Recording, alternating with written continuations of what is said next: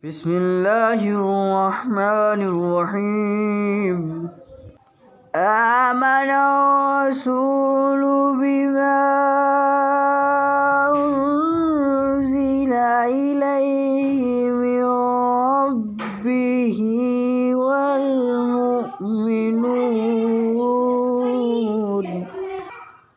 كل آمن بالله وملائكته